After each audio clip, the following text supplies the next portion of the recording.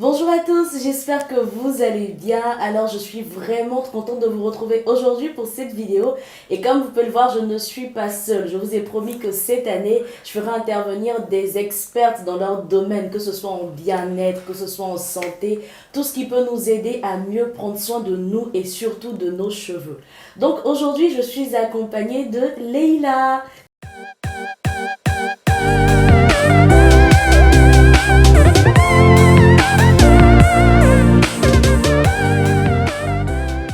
Comment tu vas, Leïla? Très bien, et toi? Très Merci bien. pour ton invitation. C'est moi qui suis honorée de te recevoir Mais moi, aujourd'hui. pareillement, je suis très heureuse d'être là. Je te laisse te présenter à nos chers internautes. Je te remercie. Du coup, je suis Leïla et je suis praticienne bien-être.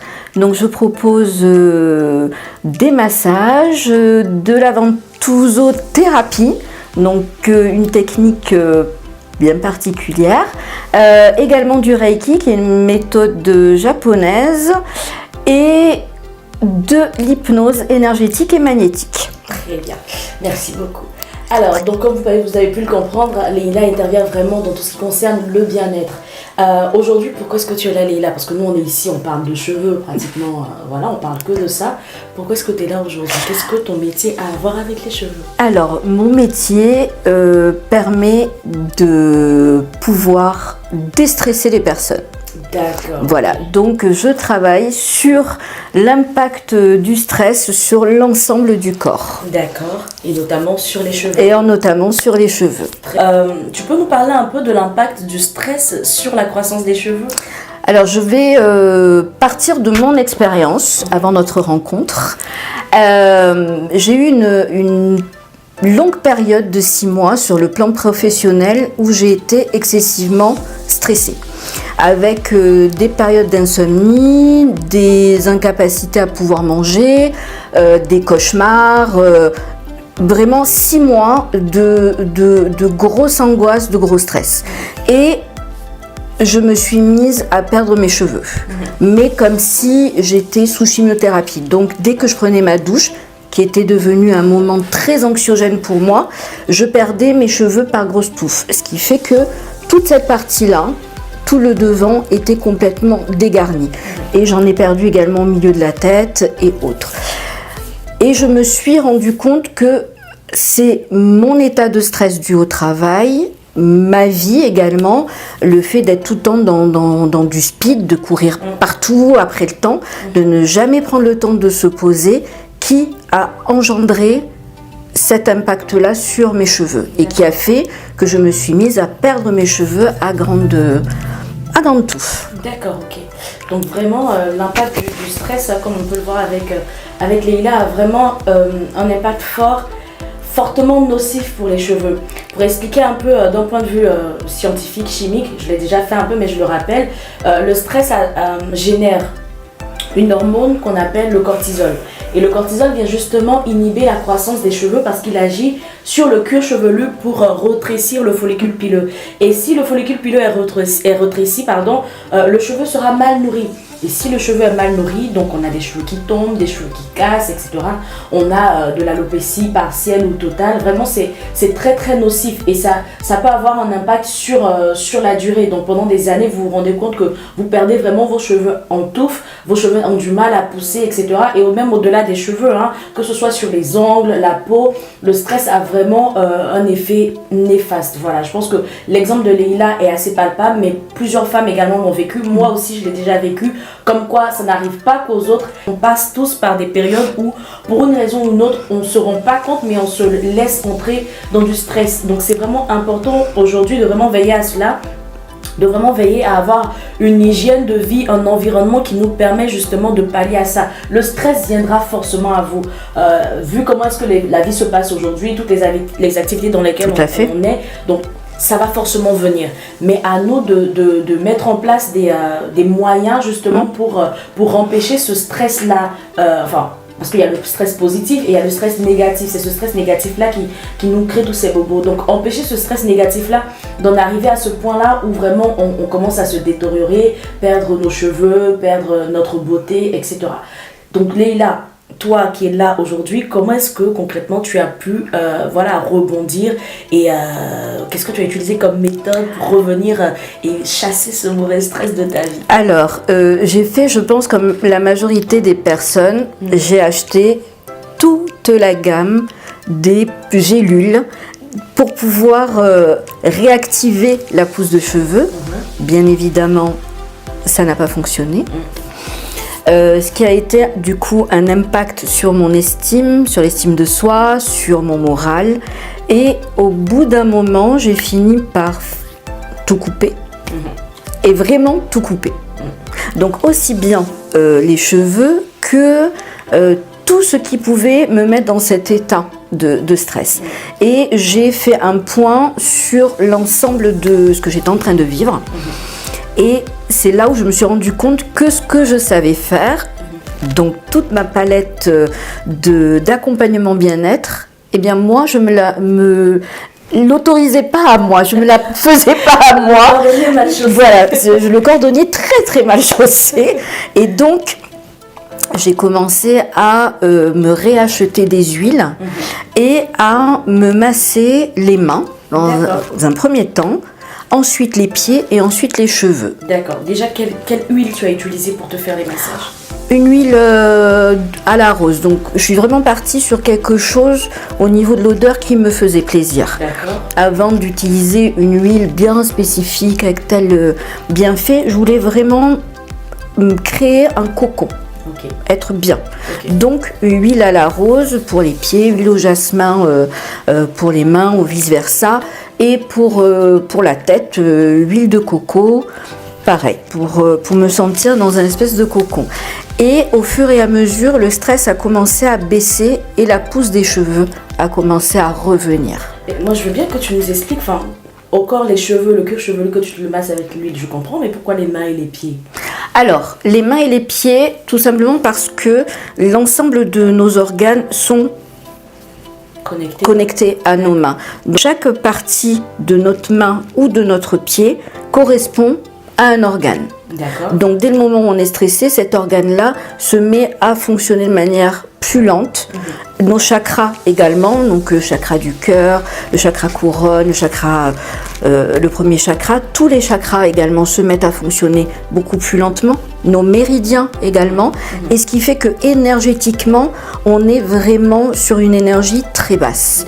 Donc il faut tout réactiver. Okay. Donc oui, il faut boire de l'eau, oui, il faut bien manger, mais il y a également toute la partie énergétique qu'il faut réactiver. Okay. Et donc c'est pour ça qu'on réactive aussi en massant les mains et en massant les pieds pour réactiver les organes. Okay.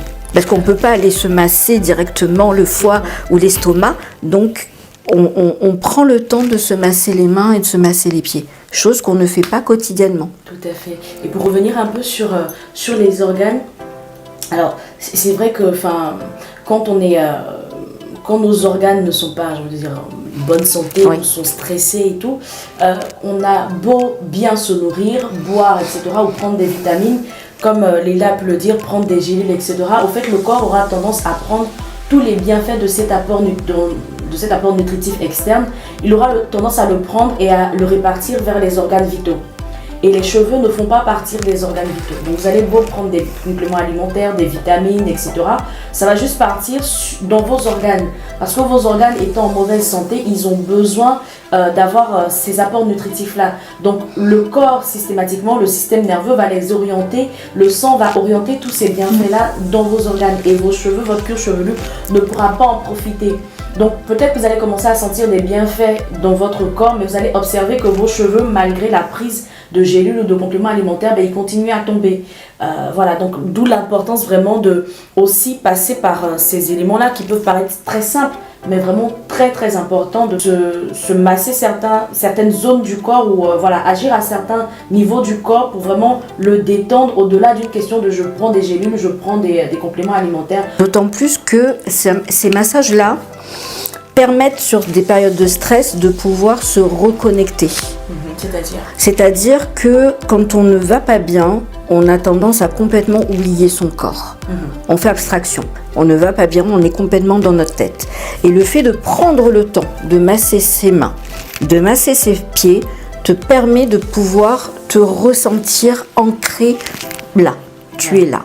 Et ce sont des parties du corps. Quand tous les matins ou tous les soirs après la douche, on met une crème. Mais on ne prend pas le temps de masser chaque partie de notre corps. Et c'est ça qui est important pour pouvoir se reconnecter et pour pouvoir aller bien. Ok, alors c'est noté pour tout ce qui concerne le massage, etc. Donc ça, c'est vraiment très important. Mais on a quelqu'une dans la pièce également qui aurait voulu nous partager une petite astuce. Donc je vais appeler ici Elodie. Bonjour Elodie, comment tu vas? Mais bonjour, mais ça va, et toi? Super bien. Donc Elodie était venue à la base pour être notre modèle pour tout à l'heure. On va vous faire une petite démo. Mais tout à l'heure, quand on préparait l'émission, elle nous a partagé une petite astuce, une petite recette de grand-mère que j'ai trouvée vraiment très intéressante. Du coup, j'ai insisté et elle a accepté de bien vouloir nous partager sa recette. Donc, est-ce que tu peux nous en parler? Alors, j'ai la chance d'avoir une grand-mère qui ne va jamais voir le médecin et qui se soigne avec ce qu'on peut trouver dans une cuisine, dans un potager, enfin, tout ce qu'elle a sous la main. Et pour les cheveux, je l'ai toujours entendu parler de manger de l'ail et de l'oignon et que ça favoriserait, que ça a plein de bénéfices pour le sang, pour le corps et notamment les cheveux.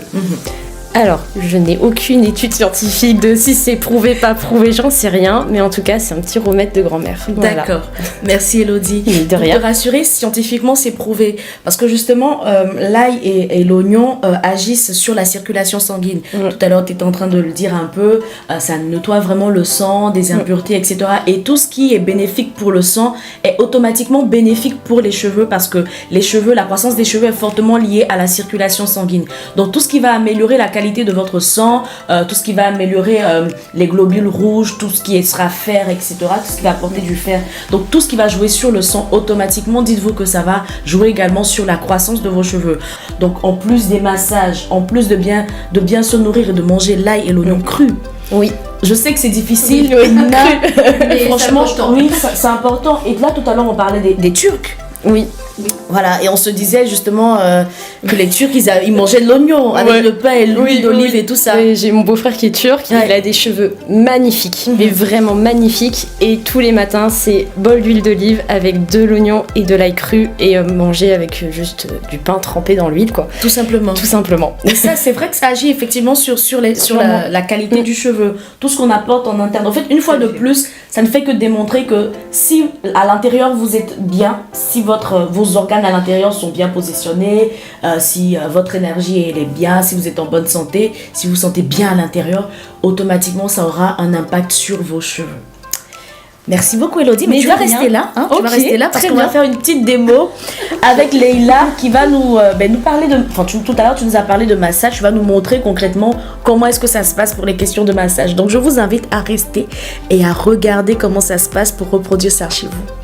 Donc pour la démonstration au niveau du massage bien-être, je vais vous montrer en premier le massage de la main. Donc j'utilise une huile d'argan, l'argan qui est plein de bienfaits.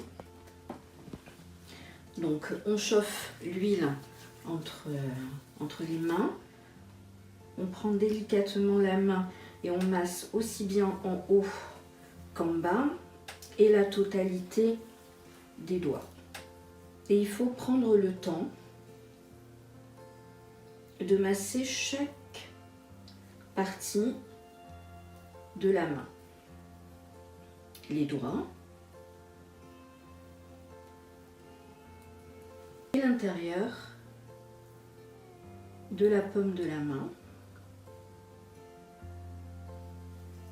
Alors, on reprend délicatement le massage d'un côté,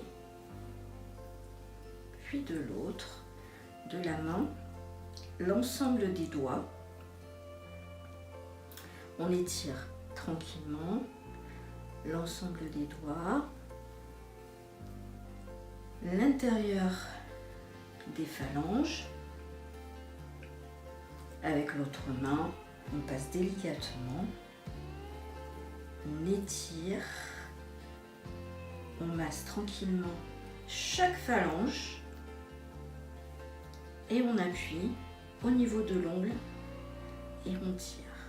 Chaque phalange, l'ongle et on tire. tout en étirant le doigt.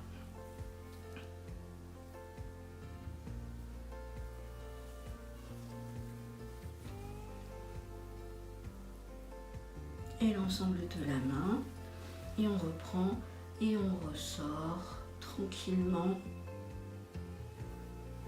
Et pour harmoniser. Donc la suite du massage maintenant, je vais vous montrer le massage de la tête et également une partie du visage, parce que sur le visage nous avons une 50aine de muscles, mais qu'on a tendance à oublier. Il est également important de se masser le visage pour minimiser également toutes les marques au niveau des cernes, au niveau des marques de fatigue. Donc au niveau de la tête, un petit peu, là, on va délicatement tourner les doigts au niveau de l'ensemble du cuir chevelu. Il est important d'utiliser le bout des doigts et surtout pas les ongles pour ne pas griffer le cuir chevelu. Donc on pose délicatement et il faut que vous sentiez le cuir chevelu tourner. Dès le moment où vous passez vos doigts, vous sentez le cuir chevelu délicatement se déplacer. Ça va réactiver le sang, le bulbe, et ça va complètement détendre, vous, la personne à qui vous le faites. Je confirme. Il n'y a pas de sens bien précis, vous le faites au feeling. Et je finis par une réharmonisation en utilisant très délicatement mes ongles en peigne.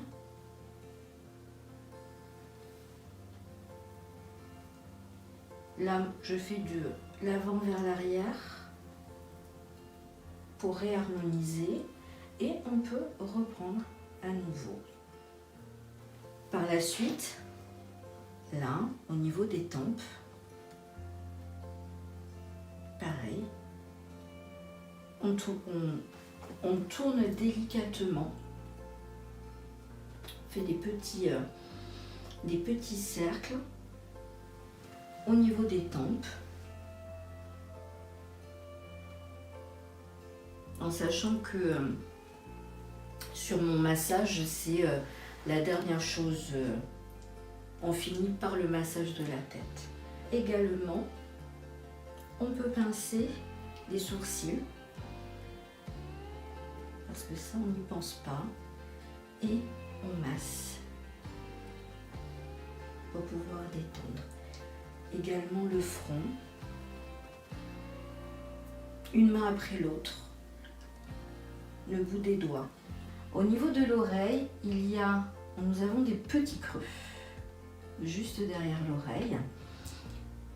Il faut réussir à les trouver, et une fois qu'on les a trouvés, on stimule en tournoyant tout doucement son doigt, toujours la partie digitale et pas l'ongle.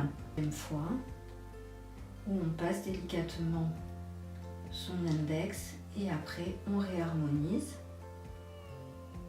Et pour finir, une troisième fois, des petits cercles et on réharmonise.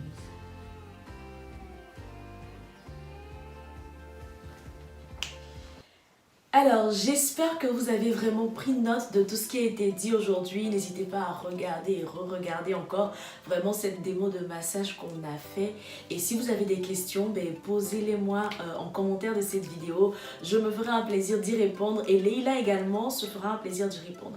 Franchement, les filles, vraiment merci. Merci à toi. Merci à toi. Ton invitation. Je crois que tu as bien profité. Ah oui, moi je suis la plus gagnante de l'histoire.